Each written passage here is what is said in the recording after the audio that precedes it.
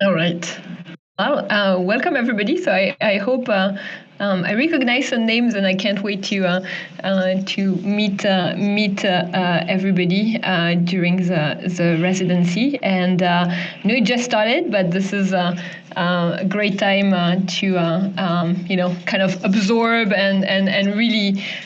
I think one amazing thing that the vertical crypto art has been able to create is a peer-to-peer effect as well, like really building up the power of cohorts and then really taking that into after the residency. Of course, the residency is very intense, and there's a lot happening and a lot of communication, and oftentimes people after or artists after the cohort are there's the kind of down effect with oh, and now what, right?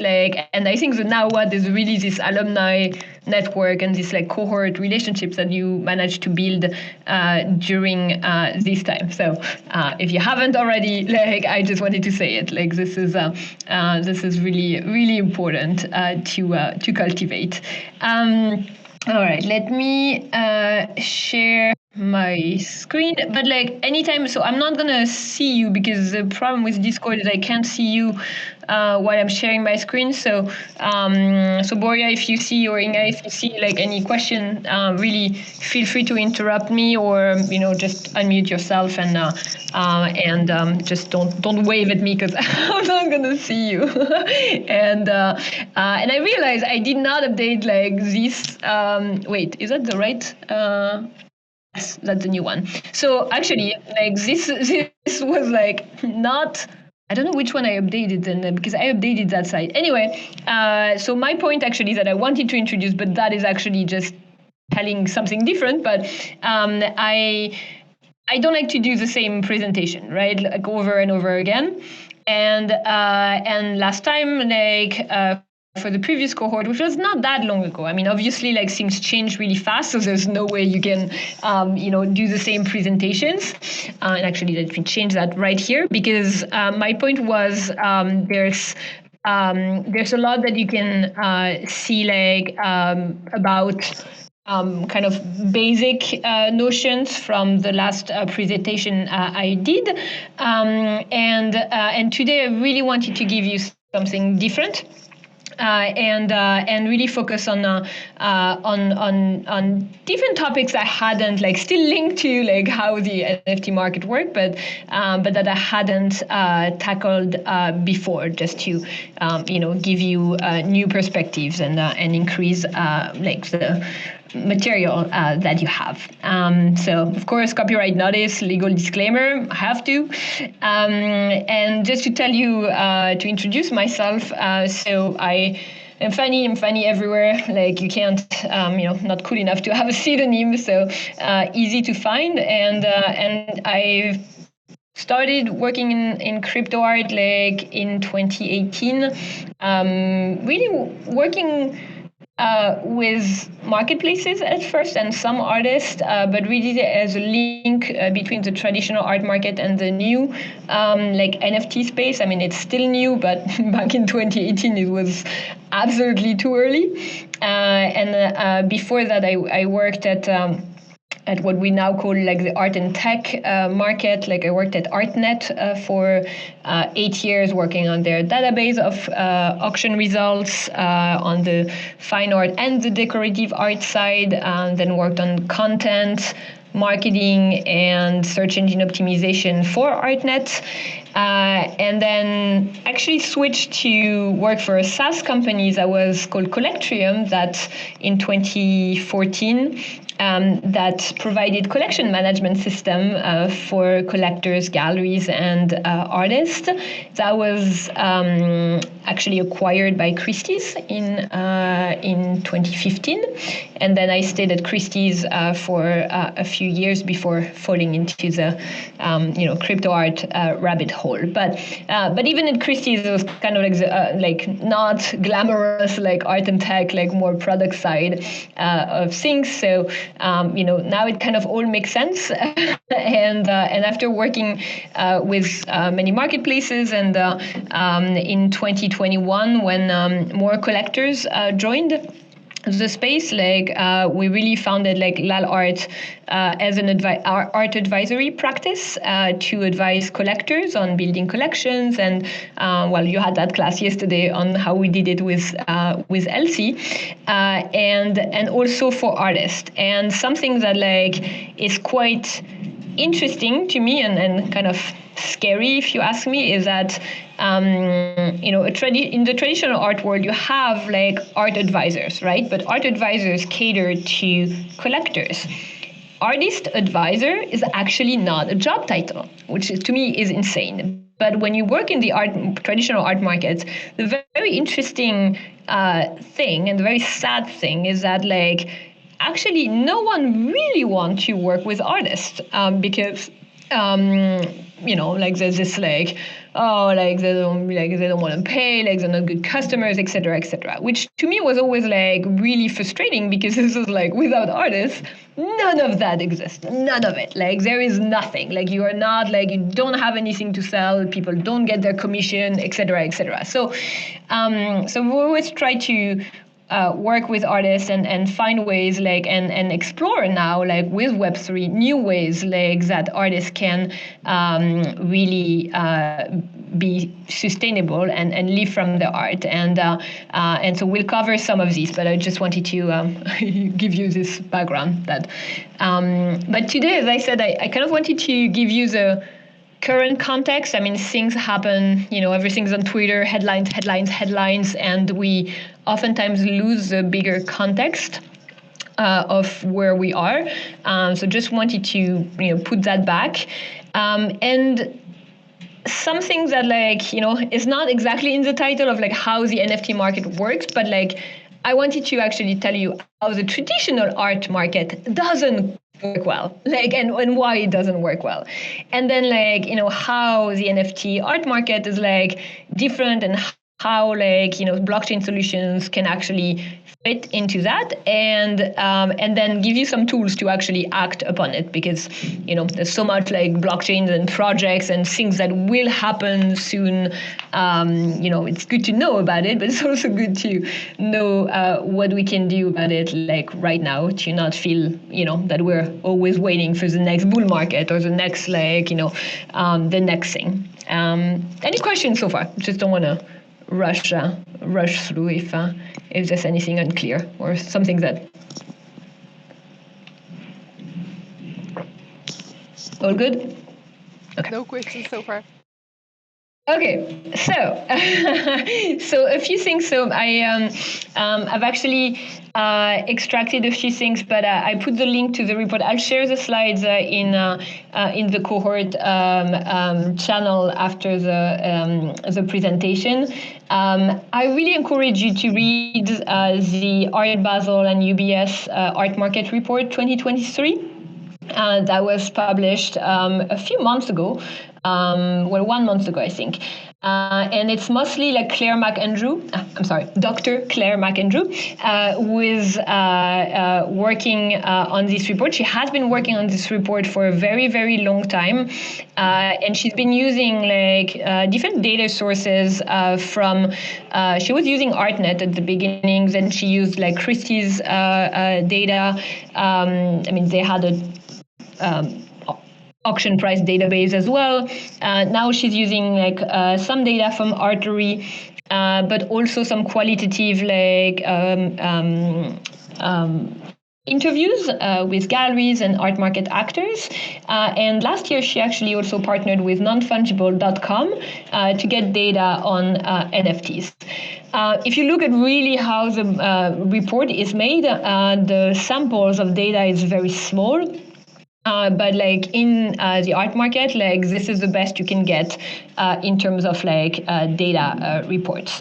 So really encourage you to look at it.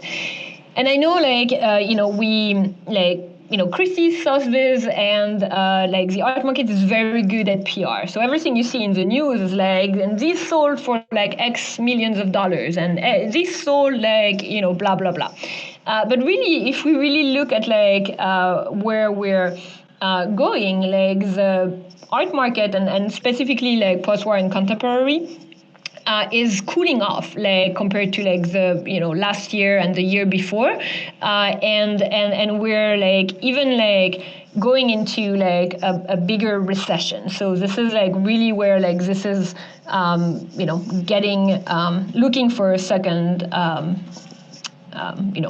breath of fresh air, I would say.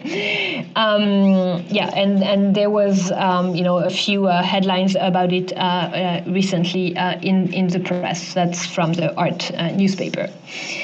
And then one thing that probably is not going to change in our lifetime is that most of the art market sales is made out of like physical artworks. And when I say physical artworks, I mean, this is like, if you really look at it, like the, digital art is like 4%. I mean, this is for like primary sales, like mostly like galleries.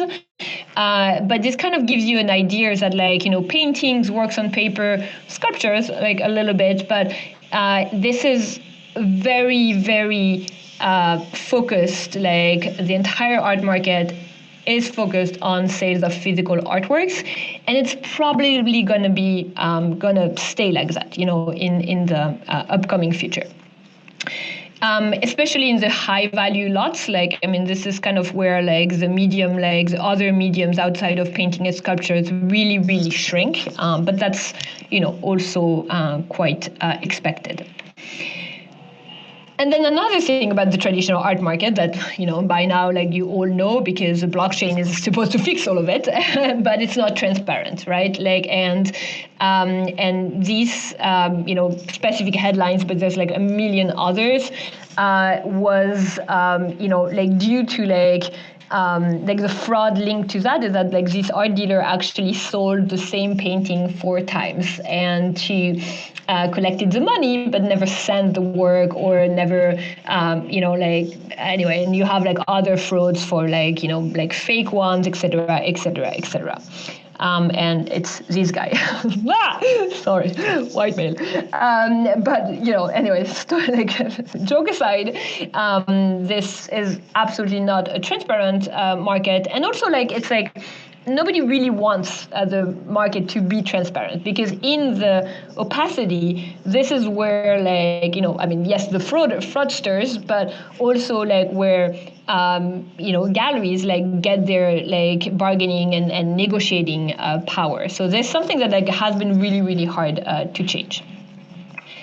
And it's very centralized as well. I mean, if you look at like the news, be it like a museum, a gallery, or an auction house, like all the headlines and like the actual institutions that make an impact into, when an artist like exhibits or sell a work at a gallery, sells it at an auction house, or exhibit at a museum.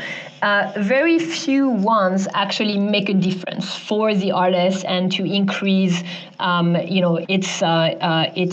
its floor price. Let's not talk about floor price, but to really make an impact on the artist's career.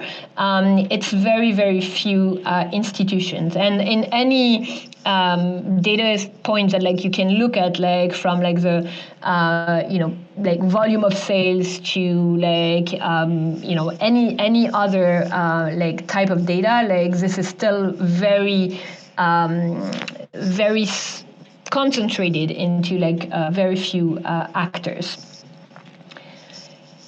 And it's unfair, we've all like seen like we've all like heard about like artists selling for millions at auction houses and not getting anything because there's no like royalties embedded. Like it's in the US specifically, I mean, there's many countries actually where like you have a droit de suite, but it's and royalties is only one example. I think this is where there's also like the law of like very few artists make a living out of their career, and again going back to the centralization, like very few companies as well make a living in or make like large amount of money in the art market, but they make a lot of money.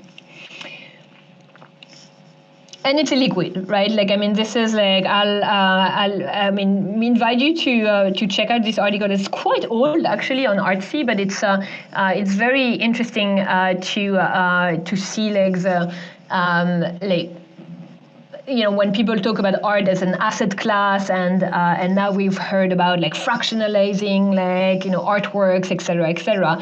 And actually this article is still very, very valid for all these use cases, because there's a lot of specificities to the art market that makes it a very different asset class and very illiquid market in comparison to stocks and bonds and so on. So, this is pretty much like my take on it. I mean, you can agree to disagree. We'd love to hear your thoughts. And that's a link to the Art Basel report if you're interested.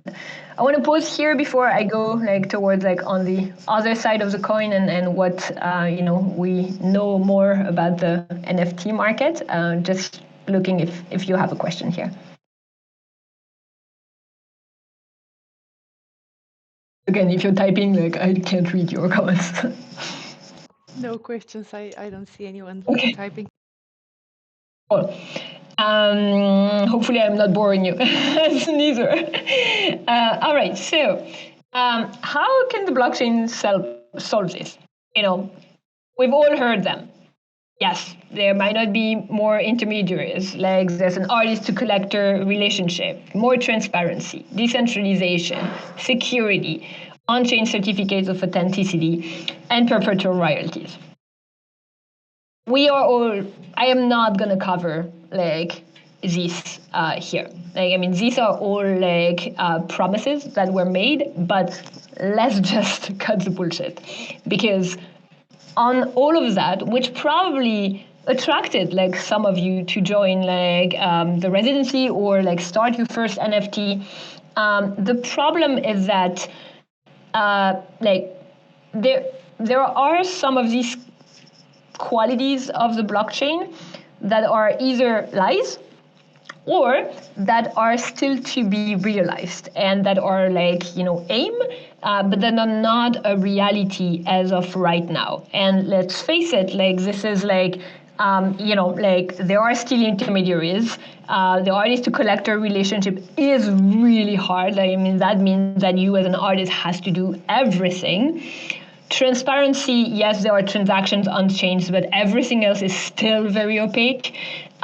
Decentralization, same thing. Most of the online, the NFT marketplaces, have centralized servers, and it's still very few actors and very few, marketplaces and ego-driven market.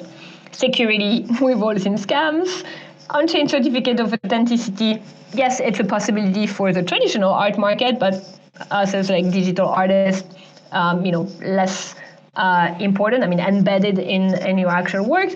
And perpetual royalties. This is all been debunked in the press recently because royalties are not actually stored in the smart contract. They are actually marketplaces are actually able to bypass, as Blur and OpenSea and other marketplaces have actually decided to do, bypass royalties in some cases. Royalties there's still a long way to have royalties being auto-enforced for all secondary sales. So, as I said, let's just cut the bullshit and kind of look at where we are and kind of the state of these are all great goals to achieve, but we are not close to getting there. It's hopeful, but this is something that I just prefer to be real, yes, I could talk about decentralization for an hour. You can also look it up, this is factual things, but let's really be real. And then let's ask ourselves, what will it take to get there? It's I don't know from what movie that is actually, but it kind of feels like it, right? A day in NFTs. that could be a meme for a day in the NFT market, in a sense. So where are we? Like, I think I want to put back, like, kind of like right now at this moment, and this is like the context I was telling you about before, like kind of where we are, and this is kind of like, oh, this is the wrong. Sorry, this is the wrong slide. I will fix that after the. See, I worked on it this week, so that shows you that I haven't tested the presentation. But so no, actually, this is the right one. I'm sorry, I'm losing it. Like, Siboria, you have the pregnant brain, but I have like like a forgetful brain as well. Yes, it's actually non-fungible. Actually, hasn't produced a recent report and the last one was like Q3 2022. So actually, I looked at like inside the Art Basel report. They did like a very simplified segmentation of use cases of NFTs between art collectibles and other NFTs. Take it with a grain of salt. It is also mostly Ethereum, Solana, and I think it might include Tezos. I am actually not sure, but if you just look at the Tezos blockchain, this would be like absolutely different. But just overall, in terms of like volume-wise, like this is a good way to look at the stats. And if we look at this, like art is the blue share here. And it really, boomed in 2020, like 2021 as well, but really decreased to, still good to have 8%, but it's still like 8% of all use cases of NFTs is art. Let's see, like we don't know like if it's going to increase or decrease, but this is still quite a small part of the of all NFTs. So just good to know, like this oftentimes like we get frustrated because what we see in the press, a little bit less now, but like last year and the year before, everything was on like profile pictures, and people don't understand like what art NFT is about and what you guys do. But this is for that reason, right? Like there's also this overwhelming percentage of NFT use cases that is focused on collectibles. So just remember next time you have to explain for 1,000th time like what is an art NFT. This is where it comes from. So that just helps me keep calm and continue explaining sometimes. And yes, and as I said, like let's see where it goes, but it will take time to increase. And some things that like we've actually I created that slide like very long time ago, and at the time I created it, we were like barely here, right? Like barely in terms of like all the focus was like in 2021 on like profile picture projects. Many collectors, also like younger collectors, arrived with collected like profile pictures at first before considering like collecting art. And like no generalization. Yes, they're like younger, like younger male collectors, like where gaming and collectibles was an easier way in than like the selective contemporary art. And if you look at like now like the trend for generative art, which is absolutely realized, like right now, is quite understandable because you have many similarities in the way to mint, to reveal an artwork, this like gamified like element of attributes in generative art. But the main difference is that like you have a concept for generative art projects, you have an artist name, which are all like concepts from more like the traditional art world, like that are being introduced to these new crypto native collectors.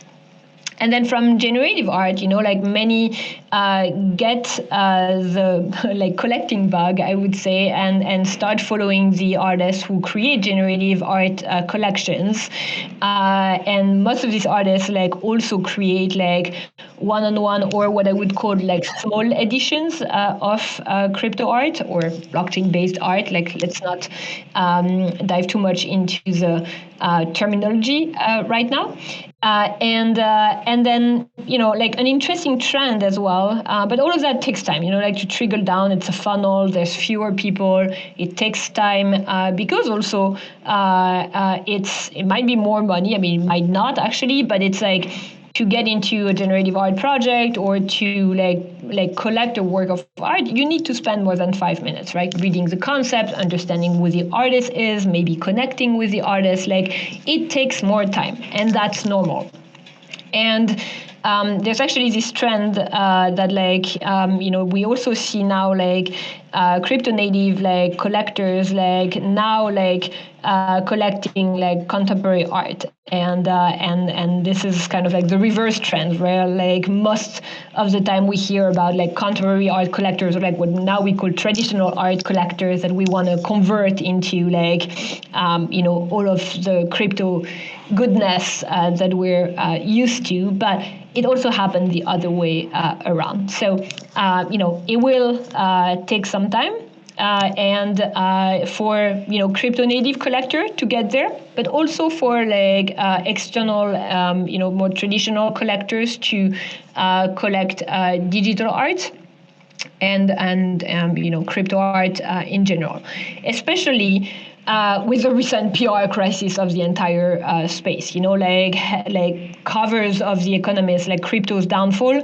do not help our case at all. And actually, it's a very, very good article, because it actually explains that like FTX was not like following like all the ethos of crypto, the decentralization, like owning your keys, and it was still a very like centralized Web2 company that you still had to trust that guy, literally, with your money, which that's the entire concept of crypto. You should not have to trust that guy. But here we go. Like now we're left with like, most people don't read the Economist article and just read the cover, and this is the cover, unfortunately. So this is something that hurt everybody in the space, and that will take time to recover.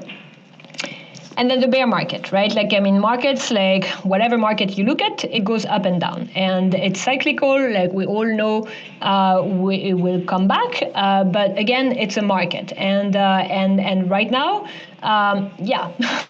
let me quote Kevin Rose. Kevin Rose, holy shit, has it been tough? Yes. We can all take a moment. Like it's not like, NFTs might not be dying. I mean, they've been dying for now, like, over 6 years. But it's still important to acknowledge that, like, there are difficulties, like, and things that worked for artists, like to sell their work like 3-6 a year, 3-6 months ago, or even a year ago, absolutely doesn't work anymore. So it was the beauty of a new space that like evolves very fast, but also like it's exhausting. It is exhausting. And then we're gonna have to see. Things are gonna have to change, right? Like, I mean, there's things that like that were.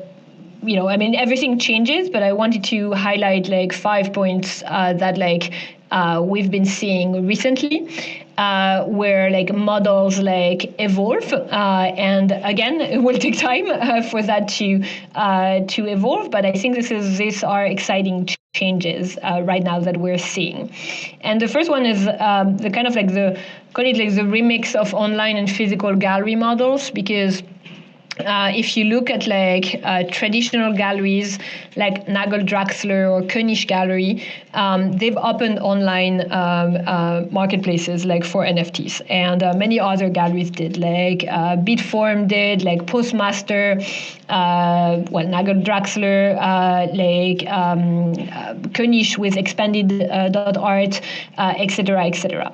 And on the other end, like a lot of like online gallery or like online crypto native like models like are now opening physical locations. Like Super Rare did have this like 4 months long gallery in Soho in New York. Bright Moments now, like, I mean, they've always done like in-person events, but you have like Quantum.art that opened spaces in Los Angeles and New York, et cetera, et cetera. So it's quite interesting because then when you have a physical gallery that is also offering works online and online models that is also having physical locations, what is the difference, right? Like, I mean, you kind of have like this, and we'll see. I think this is very important to follow what's happening, and then see the change of models for galleries. And alongside, like, you know, artists have different needs, and galleries like are infamous for taking like a very large percentage of the artist like sale price. Like it's oftentimes like a 50-50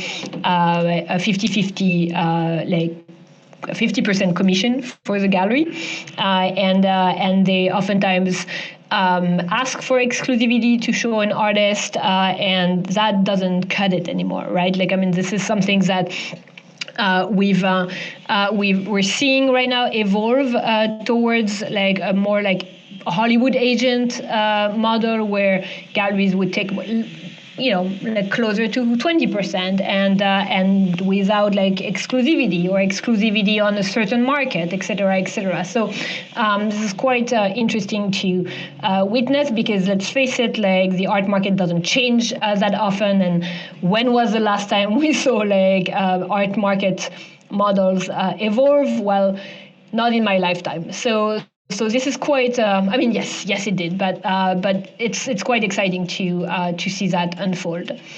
But similarly, like on the NFT market side, like where you know, we did go from like an OpenSea like type of marketplace, like open marketplaces, like permissionless marketplaces, to the advent of more curated and specialized marketplaces. And I want to make the point that like an invitation-only marketplace is not a curated marketplace. It's just an invitation-only, more premium marketplace, what I would call like, and Stina probably has made that point as well, but a curated marketplace or a gallery like is really focused on a very small number of artists, like thematic exhibitions, like giving context to the work. I mean, there's you know a bit of misuse, a lot of misuse of the word curated, like where people see that as just like a Netflix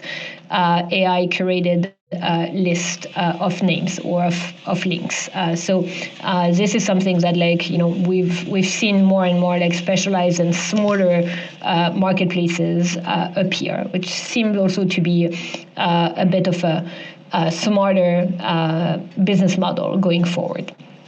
And then we see also more Web3 services appear and new economic models for artists to appear, and that I want to spend a bit more time on.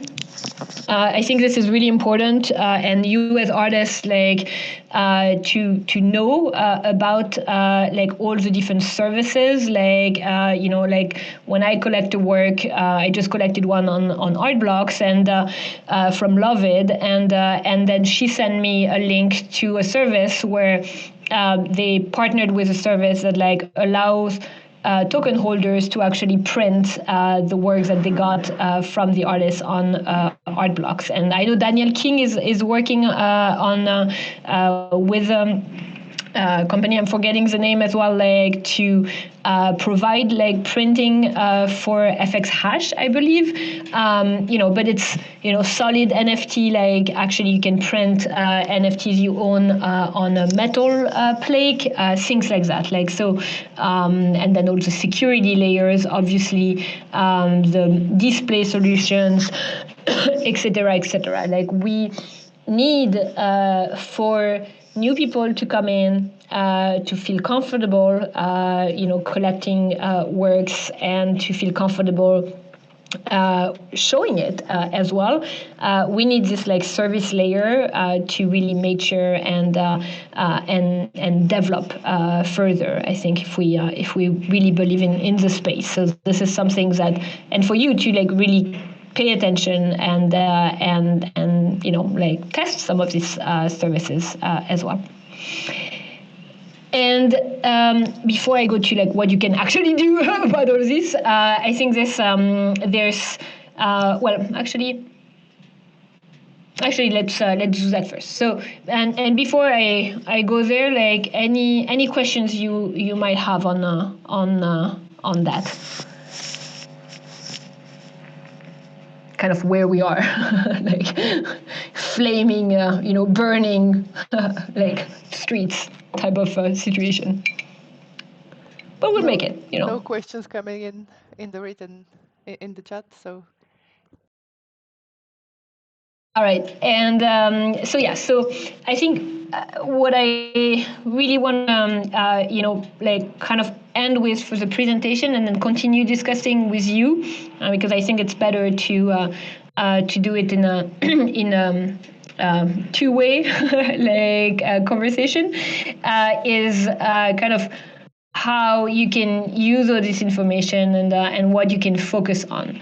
And I know it sounds silly, but it's very true. Like you need to really focus on who you are as an artist, and your artist identity and your work. Like what makes your work special, how you present it on an artist's website, on social media, and really try to block some of the influences or like kind of like all the signals that you get like from out there. And I'll give you one example. I think the worst right now with the AI and the generative trend is to see like artists who are like just using the new tools because they think it might sell. I'm not saying like these are all tools, and artists are like very encouraged to experiment and add AI to your like work palette and your tools, or try a generative art series, but because it feels right, not because you think it's it's a new trend. Like if I'm not a generative artist, then I'm gonna fail, right? And I even see some artists who like define themselves as like non-generative artists. Well, this is not helpful, right? Like I mean, this is like you need to. And I know it's hard. I mean, it's easier said than done. But like, really stick to your gut, and focus on your how you're different, and what makes your art special. And how you do that, right? I mean, it's, again, easier said than done. I think this is like really using space, like, and an artist website. I mean, this is kind of most of the artist advisory sessions that we do with artists, is really making sure that artists do have a website where they can tell their story on their own terms without being the slave of the social media algorithms, or where you can spend very long time writing amazing threads and commentary on your work, but then the lifespan of a tweet is literally like 2 minutes, and then it's all it's very hard to find afterwards, and it's all work that is for naught, pretty much. So really. And using the marketplaces where you mint the works like as like the text only like description like is very limited, I would say. So really trying to highlight why you do things, the concepts, and who you are, on your own terms, and for people also for other people to discover it on their own time, and not hope that in the 2 minutes of the tweet that enough people will see it. That doesn't work anymore, and it actually feels a lot like you're screaming in the void on Twitter.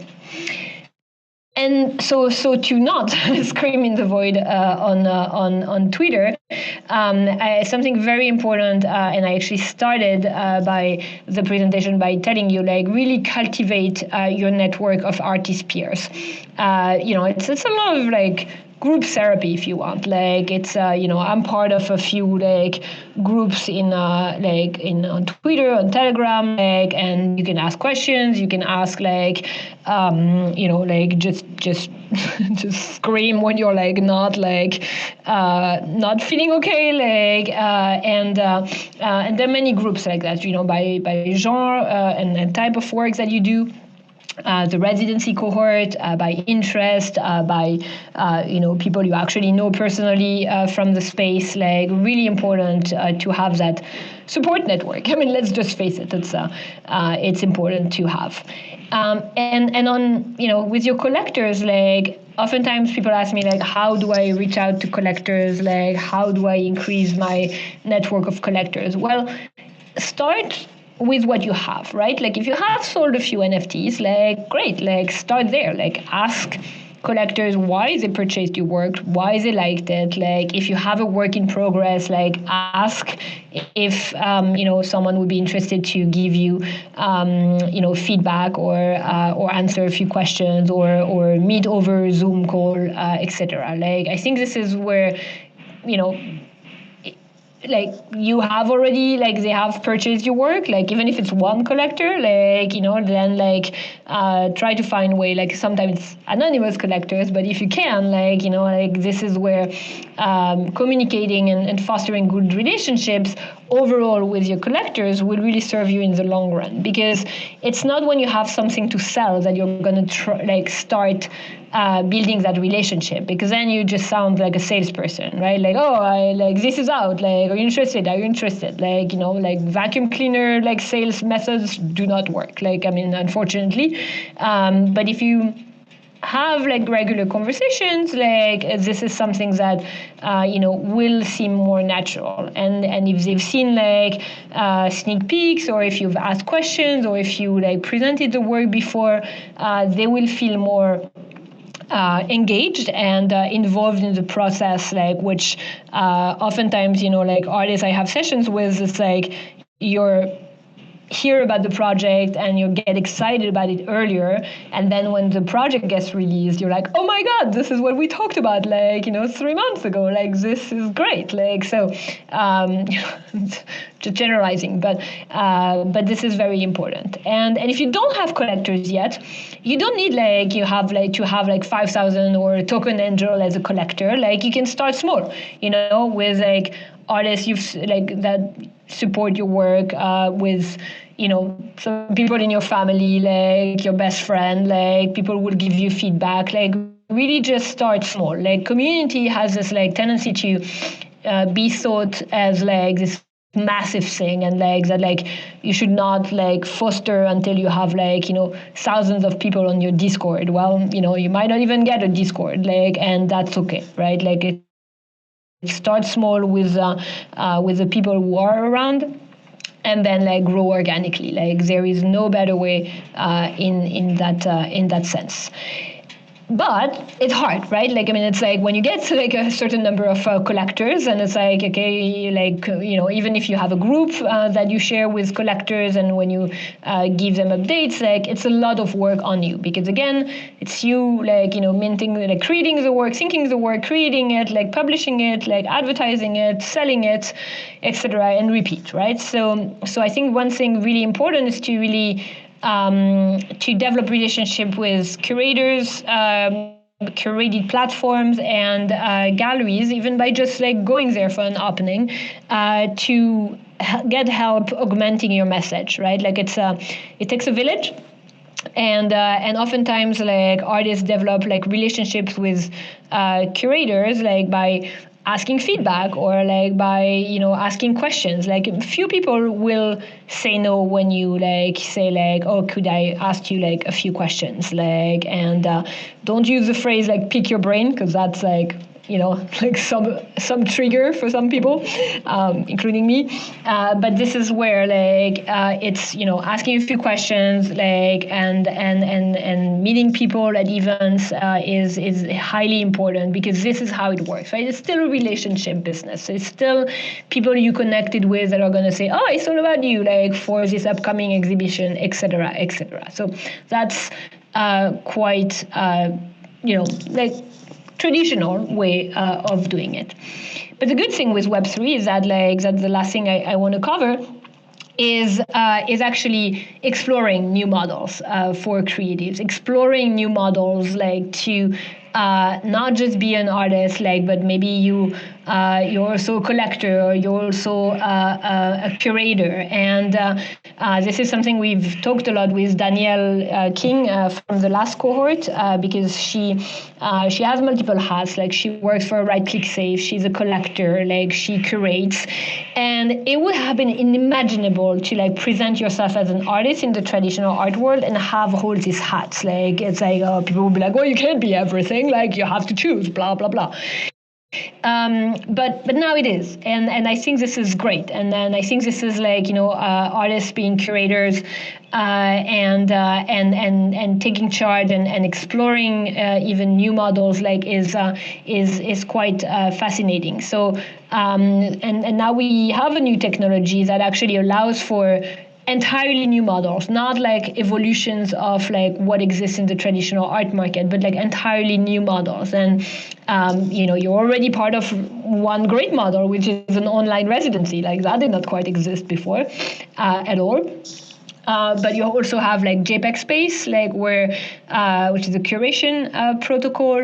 They launched recently the concept of canons, which are like genres of art NFTs, like where you can submit for proposal like projects. For example, there's a dynamic NFT canon, and then people from the community can actually suggest new NFTs that fit under that definition of dynamic, and then the community votes on it, and like later on it can be used for documentation, for exhibitions, etc., etc. MoCA is a little bit like that as well. There's also like a decentralized curation idea, like in on the platform. I mean, MoCA has their like permanent collection of historic NFT art, but they also are exploring with decentralized curation, like 3D models to exhibit in the metaverse, etc., etc. Quite interesting to look at. Then you kind of have like different ways to look at economic models for artists and for art in general. To go away a little bit from the traditional like art market models, like of like just the English auction at auction houses, and the fact that like mostly fame at and positioning defines how much you can sell your work for. So RadicalxChange just published a paper on. I will send you the link. I didn't put it in here, but they published a paper about a new way to tax property of an artwork for collectors, and they published it with Serpentine Gallery. Dada Collective as well is an amazing collective of artists that is looking at new ways to like almost similar to universal base income for artists via something called the invisible economy. and so on and so forth. And then you have like kind of the DAO sections where, I mean, I could have listed like many other artist DAOs, like artist communities. Refraction DAO is quite interesting. Maybe they will present, like, I'm not sure if they're involved in the residency, but definitely look at it, because these are like more communities, but also ways to augment your message.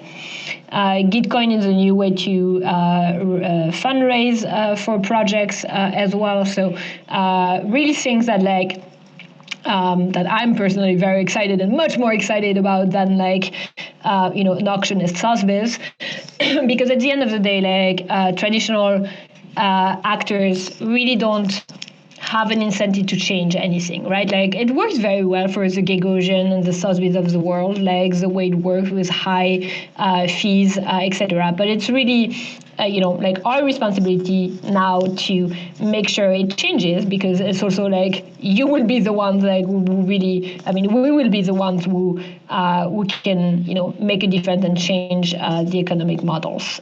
So, like bottom line, it's hard to break from old models because also most people don't want to.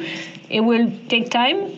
So I think, like I would say, brace yourself and stick to your guts and your practice, because that's what really matters in the long haul, despite like the FOMO and everything short term that we're all suffering from. And I have to end with a little meme. Markets will go up and down like the rabbit, but art will, I think this is a little cheesy, but I like this this meme. But thank you.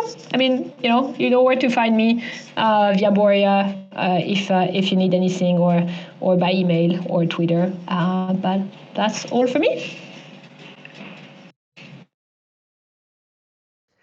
Woohoo! Any questions? Now is the best time for you guys to start asking your questions. I have a question. It's a lot, so yeah, go for it. At the beginning, you mentioned that I think it was the traditional gallery world that has a disdain for working directly with artists, and I was wondering why.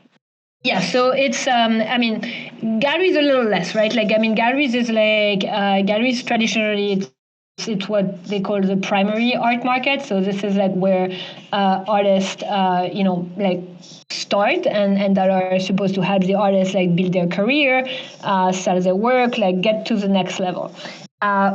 When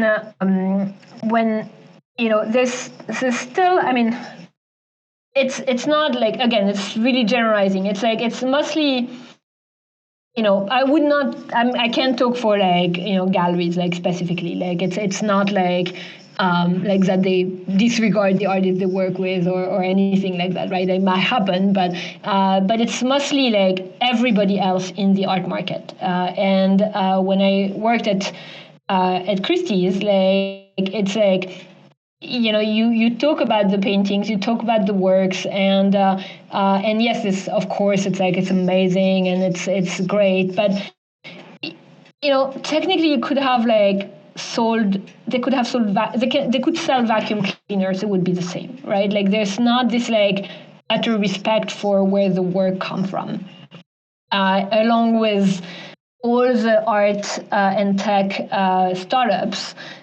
Which when you try to build a business, like, you're like, well, it takes too long to work with museums, like, artists don't want to pay, like, and don't want to spend money, and there's this whole like cliche, really, and but that like people actually say. I don't know how to say it better than that, or like more.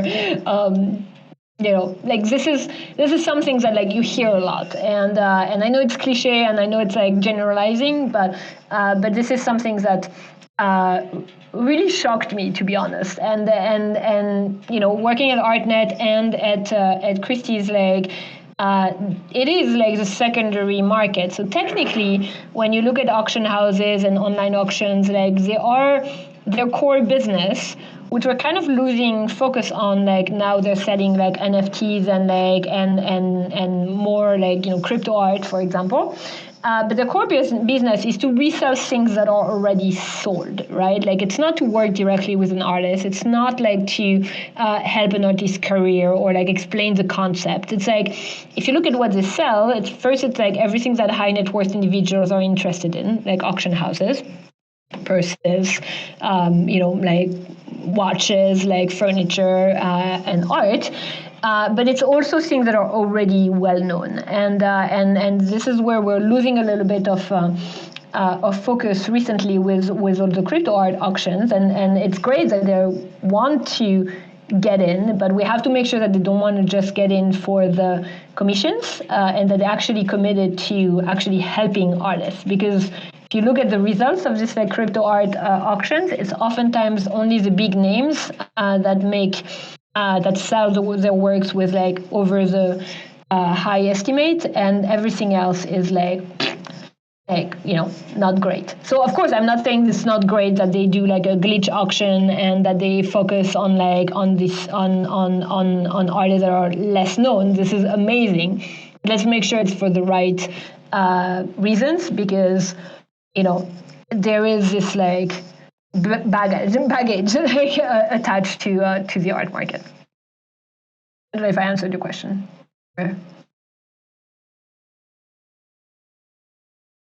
We have questions in the chat. Yep. Name 2 or 3 artists you feel are communicating with a collector base really well. Yes, I can actually share a few. I mean, now and can send you a few more. One that is quite well. We just redid Danielle's website. Like, so Danielle has a pretty cool website. Danielle King. Let me share it in the chat. And so some things that we actually worked on with Danielle recently is a question that she had was also like, okay, like how do I deal with everything that I do on Twitter, but also like kind of build up an Instagram account? And we sort of went into like, okay, the website is really the core of everything that you do, where you'll be able to publish more about the works, about yourself, how you want the world to see you. And then Twitter is where you like interact with other people, like maybe share some pieces of explanation of your work, maybe from your website or from other places. And then Instagram, it's like she literally started from scratch and said, okay, well, I'm gonna start simple, and then like really publish one of my work. Like I don't know if it was every day, every 2 days, once a week, but like starting like that, like getting into a rhythm. And I think this is like this was a nice combination of all these like platforms.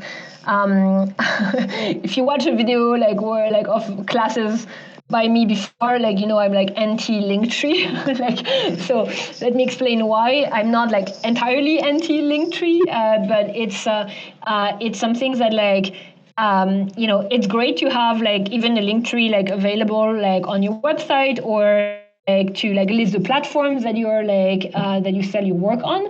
But Linktree will not allow you to explain your story, because it's a list of links, like literally. I mean, this is what Linktree is.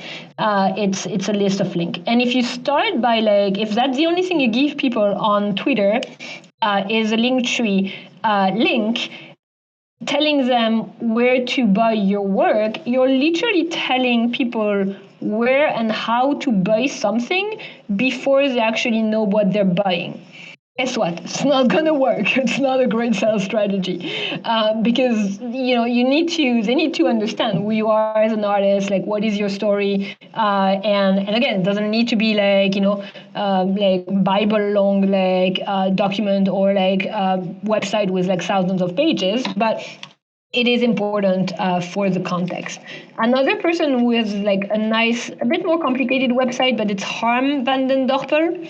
Hard to say. And Harm, like, because he also writes a lot, so he has like all his writing on his website, all his series, etc., etc. And he he actually, you were asking about like other ways to communicate. Like actually, Harm had done like something that I quite enjoy.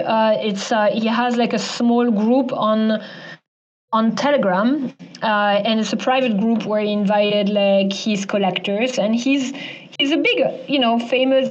I mean, famous. He's been a digital artist for many years. The group I think has like 40 people. It's like really not big, but that's where he share his updates and that like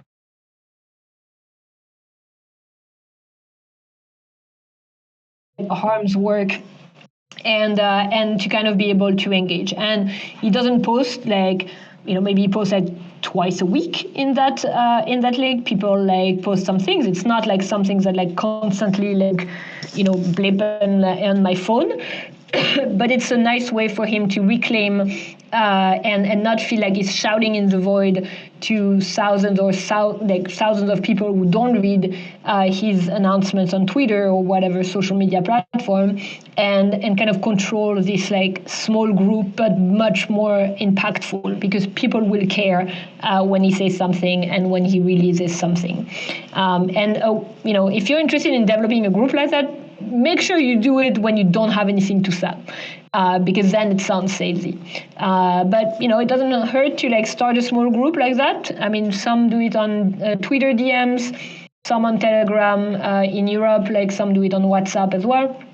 And then send the link to a few people and say, would you like to join that private group of my collectors where I discuss some work in progress, like give some updates, and then people chat around that topic. I think this is a very nice way. I can think about a few other websites, but I'm not.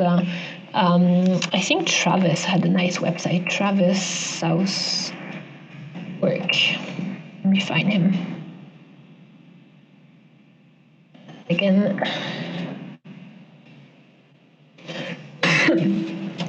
Let me find it for you.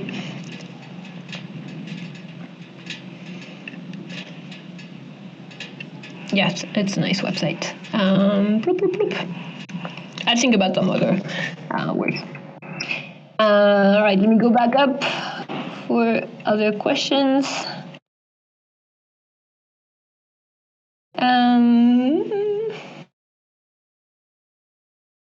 Sorry, I went back two up. Somehow it's cross-listed. Filippo, you had a question before. No. Sorry. How do you think an artist can best use their social media Twitter presence? Yeah, so Twitter is it's problematic, right? Like, I mean, there's this giant FOMO because some people are there all the freaking time, right? I used to feel really bad about like missing things or like not being on Twitter all the time. But now I feel like they should get a life.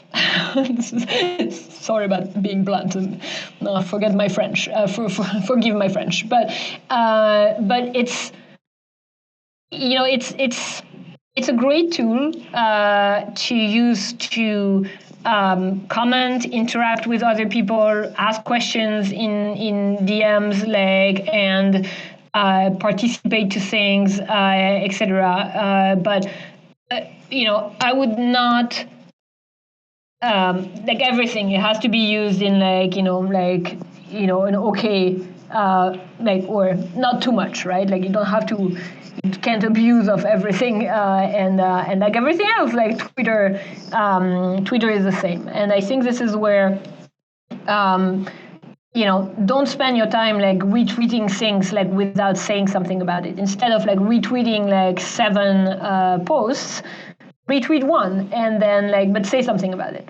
Say something meaningful, and keep up with the algorithm, because it's next week Elon might decide that now links that are saved in the second tweet of a thread doesn't get shown, and then now you have to put it in the third tweet. I mean, what do I know? Or the fifth one,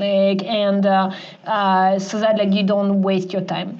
But one rule I would really follow is that like everything you publish, like for example, if you publish a very long thread about an upcoming series, even if you pin it on your profile for like a week, make sure it exists somewhere else. Ideally on your website, on a Medium like article, somewhere else, because whatever time you put into creating content for Twitter, it's going to be wasted after 2 minutes. Like it's just going to be gone, like, and nobody will see it. So really, like trying to follow that rule. Filippo, you had a question, but you just said I have a question, or did you publish it after? Yes, hi Fanny, thanks for your presentation. It's really helpful. I just had a question about the website. Some time ago, someone told me that like traditional galleries don't like to see, because I'm a painter, so I'm trying to get into galleries as well, but I heard that they don't like to see NFT. Some galleries like don't like to see that you're doing NFT. So do you think you should make a separate website for galleries and one for digital art, or that's it? Well, I mean, it's a great question. It's a great question, and the thing is that like it changes every 6 months, right? Like I mean, what people like, what people want to see, what people don't want to see. So I would, and having, if you push that like reasoning of having like a separate website for NFTs, like it's almost like every time you experiment with another tool, you're gonna have to make a new website, right? Like, and at the end of the day, it's a lot of work to maintain, and it's truncating your story as an artist, right? And but then I'm not saying that the word NFT is the right one to put, right? I mean, this is where you need to know your audience. If you are catering to like more, crypto native like collectors, and NFT is a word like that that is important, then absolutely you should be there. If you're catering to a more traditional audience, like this is somehow of a translation effort. It's a bigger question of like, do NFT art, like art NFTs need like a rebranding? Because in my opinion, they do, right? Like, I mean, it's like, we don't call a website a like HTTPS protocol based like browser page. And it's a little bit like that, right? Like, it's like, why focus on like the format and the transaction when like, your work is like video art, it might be like generative art, it might be AI art, it might be like digital drawing, digital painting, and that is where like, I think this is where you should use that like translation effort in terms of like looking at like the audience that you have and catering to that. And then it's like a matter of like, again, I mean, if we push that question also further, is like, should I have a website for different audiences, right? And this is where, like some people actually kept Linktree because that was something that like crypto native collectors were more used to, and that like, they did not have time to like look at like an artist's like website. And I think this is where like, it's more of a hierarchy of terms on your website than like absolutely eliminating one versus another, right? Like, I mean, this is something that like if you don't have the term NFT, like, you're not going to rank for it on Google. I mean, let's see how much further Google is gonna, like stay around like versus ChatGPT, but still keywords are still a thing, right? Like, so it's like, you might still want to say that like, collect here as an NFT and explain what an NFT is, like, but maybe that's not the headline, or that's not like the category name in your top navigation, right? Like it's more about putting this hierarchy in place based on who you're talking to than like, totally like segmenting, like, and even for crypto native collectors now, like, I think this is important to when I look at a crypto artist, like to me, it's important to know that they were an art, like they are still a painter, or that they were an artist before, that they, like, or that they just started with crypto art. It's a very important piece of information. And what collectors hate is if you make them dig for that information, right? Like if and that like Linktree cannot tell you, right? Like it's just not there. And yes, you can look at the first NFT that people did, but I would like to know that like you made etchings, like wood block printing in like the 90s. Great, like this is great. Maybe I'm interested in wood, like like anyway. You see my point. And I lost what I wanted to say. Yes, and one last thing is that like, an artist, it's not really about your question, Filippo, but like an artist website is very templated thing, right? Like you don't need to go above and beyond in terms of like structure, and then like, but it's like having an about you section, the collections or the series of the artworks like section, a press section, and an exhibition section, and a contact page.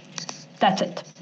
Like, and then you can like elaborate and get creative in terms of like your own design, to the content, etc. But the structure, you need to give people what they're expecting. About, artworks, exhibition, press, contact. Did you answer your question, Filippo? Sorry, I'm like always going on tangent. Like blame it on the French. Like I can't summarize. It was great. That was really helpful. Thank you. No problem. Cross Lucid, you had a question on the emergence and betting of VC on creating highly profitable artist brands. Where does gatekeeping come in when we have a landscape where the creation and absolute proficiency of the constraints become the focus above all? Well, that's the great difference between the art world and the art market. I mean, the art market is also quite capitalistic. I'm not sure. Can you? What do you mean about like VC? Like, are you talking about like more like Hollywood agents, like or brands like working with artists? Like, what are you mentioning? Like, just wanted to make sure I answer your question correctly. Yeah, I was referring to a recent post by Sasha Stiles.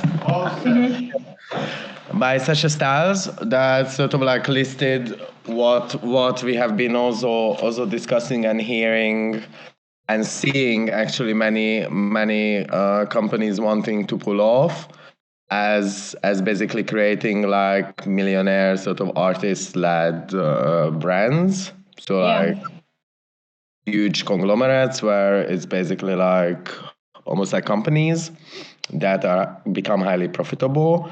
And we're just wondering what is your like idea how an artist actually deals with the landscapes where that sort of becomes the focus. Yeah, no, I think this is and I think this absolutely fits into like my point of like not breaking up from old models. Like this is absolutely a reproduction of what like existing models, right? I mean, this is where like VC will invest in what VC understands fit in a box, right? Like if you don't fit in a box, like they're not going to invest in it. And similarly, like it's like if you look at like giant artist studios like Damien Hirst studio, this is a giant like money making machine, right? Like there's like the goal is profitability, is producing works that like please the market, go along with the market. But can we say anymore? I mean, at least at the beginning, like I'm not talking about the beginning of Damien Hirst, but like right now he's not an innovator and an artist who pushes the boundaries of anything. I mean, if you ask me. The drop, like, I mean, some will. I have very strong feelings against the currency project, which many people said like was like mind blowing. Like people love that project, like where you had to choose if you kept the work in the physical work or the or the NFT. But at the end of the day, it was like, it's a large like consulting firm that created that for him. And then like the result and like the experiment or the gamified aspect is like, okay, well, I think it was 51% kept the NFTs and 49 or the contrary, and 49 decided to get the physical ones, but there's no really innovation. And but this is VCs are gonna find always look for things that they have insurance to be able to sell, and that have a market, and that this is where this is the absolute reproduction of any capitalist industry, right? And this is something that to me is it's quite boring, if you ask me. Don't call me a socialist, but there's more that we can do without VC money, right? VC money has been it's not free money, right? Even if you get invested or and it's a little bit like commercial projects, when you get commissioned as an artist by a brand, great, you get visibility, you get paid, you get the association with the brand, but it's not something where you're gonna have free will and free decisions on any artistic creations doing this project. I think this is kind of constraints, if you ask me. I don't know if I answered the question.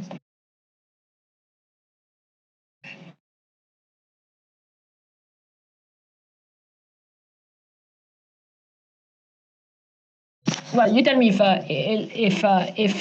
there's something else you wanted to know. But Sungrazers, you had a question as well. Good morning, Fanny. Thank you so much. That was a fantastic presentation. I have a slightly, sorry, it's Jerry here hiding behind Sarah's face from the Sungrazers.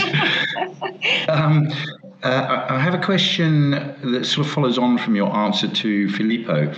And it's about proportional allocation of time, because sadly there are still only 24 hours in each day, and the allocation of time, effort, and resources is a difficult question. And just to give you an example of that, I leapt into creating in the metaverse, specifically in Arium galleries, because websites are so Web 2, darling. But then realised that Web3 is a very small echo chamber of artists selling to other artists in a price race to the bottom. So we sort of stood back for a moment and went, well, I didn't realise the figure that you gave of 95% of collectors are IRL. But in our own experience, we had two collectors who the amount that they had spent with us way exceeded multiples of all of the other hundreds of artists collecting from each other.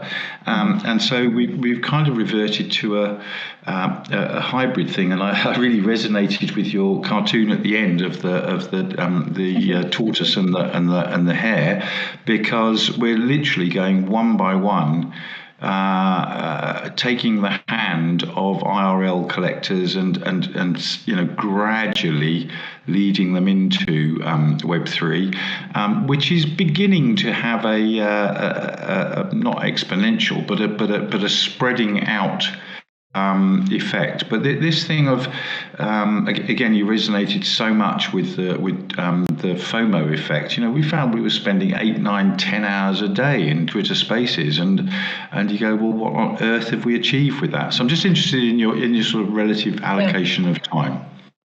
Yeah, no, and I hear you, and especially when I say artist website, and people who don't have one is oh my god, I have no coding capabilities, how am I going to do that? And this is something that is good to start. It's always, and also it's always outdated, right? Whatever information you have there, you're always kind of playing catch up, and so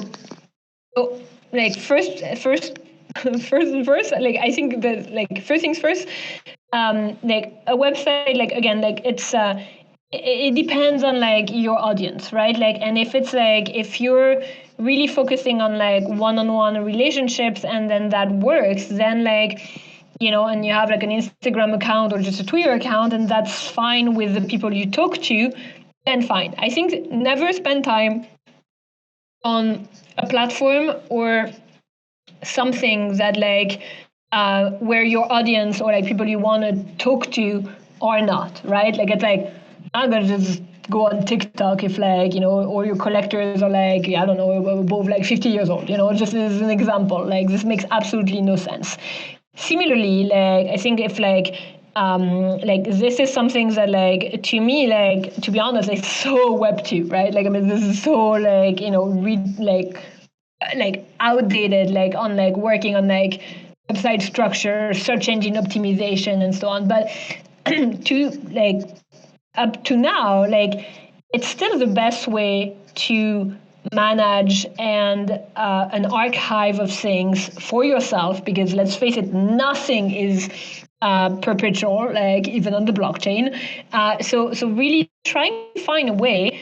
And if it's not a website, maybe it's a Medium, like, you know, Medium blog post, or it's I had another idea, but now I lost it. But like finding a way to kind of keep that in or this information in one place, right? Like and then like this is where you can you know, like then everything else is like kind of putting back to it, and like and Twitter, what I said like before, you know, like kind of linking back to the place where you have this information stored.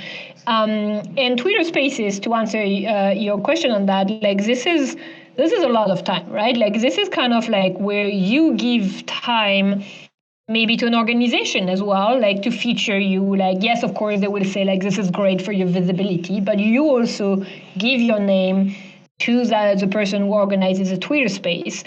To be honest, I say no to most Twitter space anymore. Like, it's like, I just can't like spend like, you know, like I selectively like do Twitter spaces. And then, you know what I do with them? I publish them on my press page. Because it's time. I spoke during that time. There's a recording of it. So how is it different from a podcast that you would have done, or an article that you would have written that you would put on your press page or exhibition page or whatnot? Like, you need to benefit from it as well, right? Like, so if that's something that you're just attending for attending, and like, you know, you're not really, I mean, if it's educational, then yes, that's the benefit. But like thinking of like what you're actually getting out of it. And if the answer is nothing, well, you just, you know, just just sleep and do something else. And to be honest, I'm at that point as well where I'm like, you know, I have 2 kids, and it's like, okay, well, is it worse for me to do that, spend time on doing things, or spending time with my kids at the park? And I know this is an extreme example, but like, you know, always ask yourself this question, like, do you have something else better to do? Even if it's cook, like, you know, dinner. Like, it's where we need to ask ourselves these questions. And there was a really interesting article on Artnet. I tried to find it. It was already like probably a year ago, but it was about like how the NFT space is unsustainable for artists. And it really was well written, because it kind of showed how strenuous and unrealistic like being on all the time, and kind of like, you know, if you're off Twitter like for half a day and you're like, oh shit, I'm back and I've missed like 5 different things, and it's okay, you know, like it's okay. You will miss things, and it's fine. And I think this is where, you know, like allocation of time as well, like maybe using your work as a balance, saying, okay, like I'm currently developing this project, so I go in like kind of hibernation mode, or like really focusing on like on the work that I'm developing. And then you have like the time where you're gonna talk about that work, where it's like getting closer to the release date, and then like that's when you're like, okay, like now I have to plan like kind of the you know, press and kind of getting out there like to talk about it, like, and then that's the time where you spend more time on Twitter and the like. And then, you know, you publish like the page on your website, or like the exhibition like page, et cetera, et cetera. But yeah, it's an absolute time time pit. Thank you. That's a great answer and really illuminating idea to then publish the proportion of a Twitter Spaces that you've participated in, because it's one of those moments when you do get to talk about yourself. So thank you for that, and I apologise for that flashing question mark. How irritating! I won't do that again. Yeah, it's true. I have been flashing as well. Thanks very much. No, but check. I'll send you it's like I have no shame. Like it's like my press page is like full of Twitter Spaces. I haven't clipped them, which would be even better, right? Like when you actually speak, so that like you don't get people to look through stuff. But absolutely, like don't be, and same with exhibitions. I think we're always like, especially artists are too humble, right? Like you guys have like, you're gonna have like an exhibition with vertical crypto art, like at the end, like a sale, and this should be part of your exhibition history.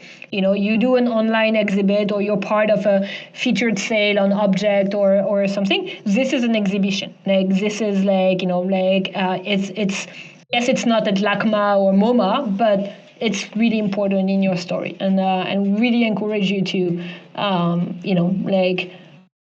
kind of like nothing is too small. And you realize that when you actually go to an in real life event, it's a tiny thing, right?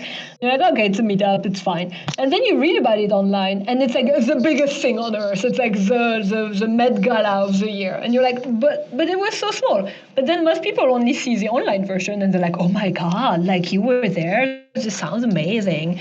Like, yeah, okay, great.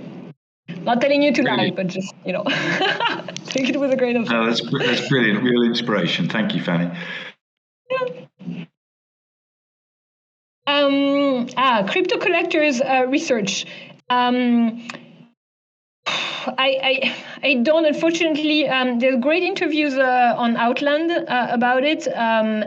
I am very sad to report that the only collector that has been interviewed, a female collector that has been interviewed by Outland, is actually Elsie, that you saw yesterday. But I look for it. Like I don't. Actually, non-fungible conference. If you follow John Karp on Twitter, just did a few. Assuming they're collectors, but like kind of like they did like a wallet kind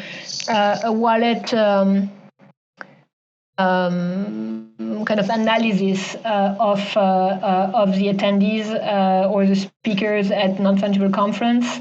And the other place I would recommend is nonfungible.com.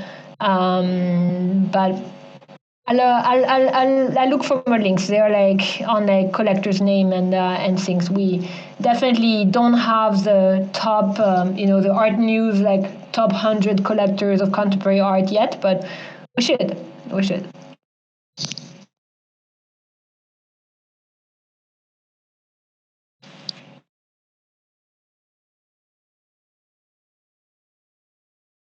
I think we're on time. I'm sorry, I have another call now, but I will share the slides.